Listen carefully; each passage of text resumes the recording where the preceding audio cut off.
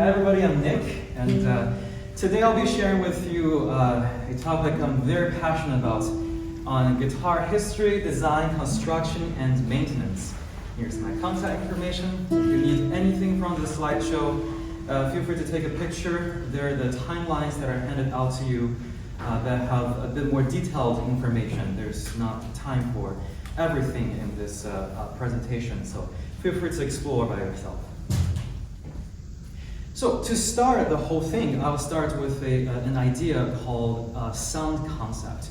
It's basically the ideal sound one wants with the instrument. For brass, it depends on the companies, they made them, the factories, and also the countries you're in. For example, like the sound concept here in the US for, say, French horn is different from that in Europe to some extent. And for the strings, especially for the violin, the sound concept has been set for a really, really long time. It's about 300-400 years, and it goes back to two very impressive violin builders, Stradivarius and Guarneri. Very, very impressive builders, and they are basically the shapes of all violins stay in the shape from that time. And I was fortunate enough to be roommates with a player of the Stradivarius. He was my roommate. Very lucky, very, very blessed to hear this instrument every day when he practices. And how about the sound concepts with guitars? There are many kinds, as you can see here. There's a line of different constructions, and they bring out different sound concepts. And I gotta tell you, as a little bit of a spoiler, that the sound concepts did not stop here. Moving on from this point, there are quite a few developments with guitar afterwards. So I would like to categorize the 7 eras of guitar as in their precursors, the Oud and the Lute, the origin, the Baroque accompaniment instrument, and the transition period. People were trying to turn this accompaniment instrument into a solo instrument. And then there is the Age of Torres, where all the guitars we see today are in the shape of Torres. And then the Age of Nylon Strings in the late 1940s. And the advent of nylon strings really changed the way people think and build guitars. And then the modern age, where some of the wacky, cool stuff come out, just like the modern arts.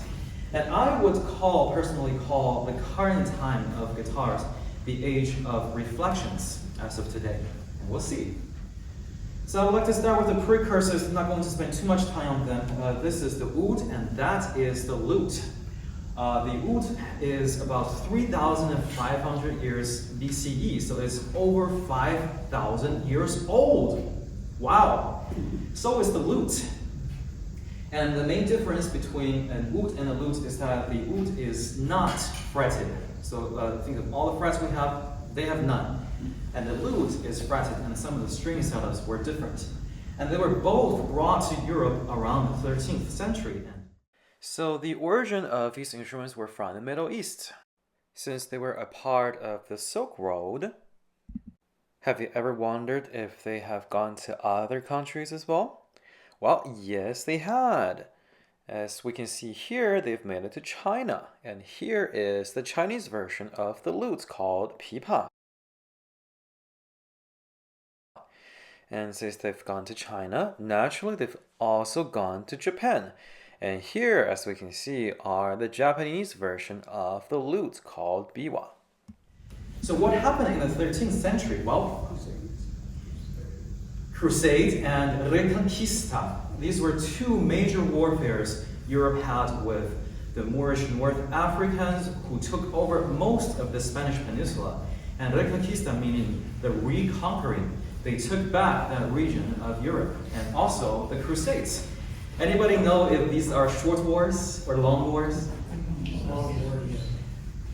The Reconquista lasted for 700 years. And like many, many warfares, you interact very closely with the other people. And a lot of their habits, a lot of their traditions stayed on your side.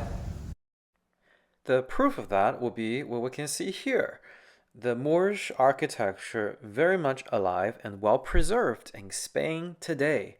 As we can see, the European classical columns coexisting with the Moorish tile works and intricate, very complex patterns.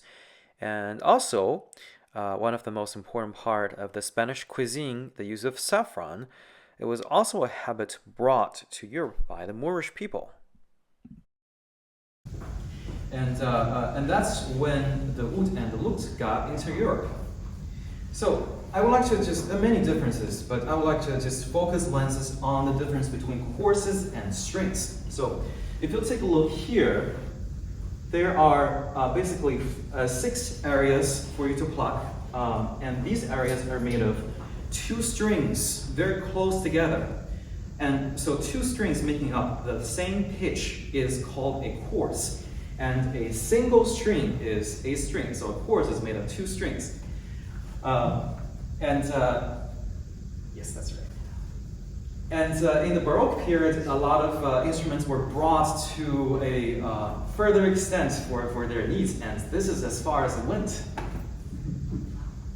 These are a lot of strings. Wow. How long does it take to tune it? And keep in mind that back then it was the age of gut strings, and they go out of tune very easily. Would you imagine that was a problem? Yes, it was. So then came the age, the origin of guitars.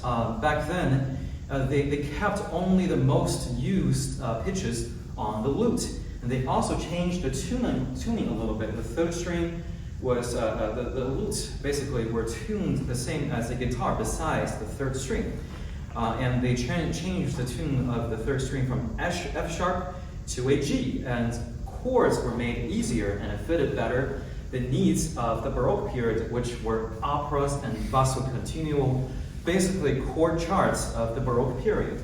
This is the origin, and they could become bigger.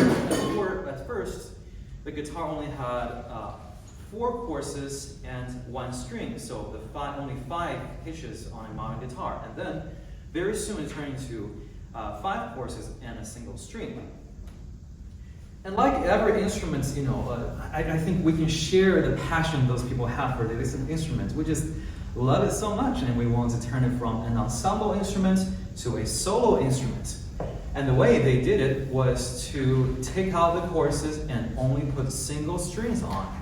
That way you can dig in more, you can play harder, there will be more volume, there will be more clarity, there will be more projection.